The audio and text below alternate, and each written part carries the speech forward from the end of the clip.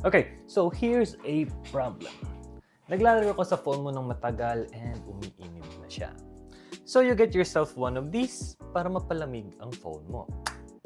Pero ngayon may bagong problema, kailangan mo na nakasaksak malapit sa outlet para magamit mo ang phone mo habang naglalaro. So paano ka ngayon hihiga sa kama while playing? And that's where the F40 kicks in na makakapagtulong sa pag-cool down ng phone mo, mapalaro ka man sa labas or loob ng bahay.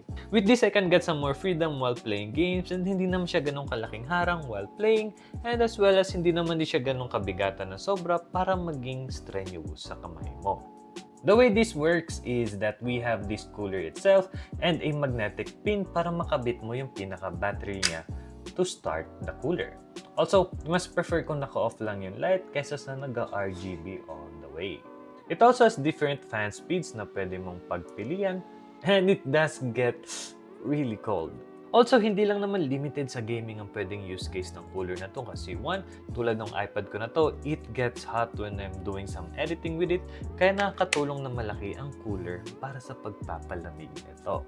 So that's the F40 cooler, and kung gusto mo mabawasan ng init ng phone mo while playing in a long time and kahit saan, you probably wanna get one of these as well.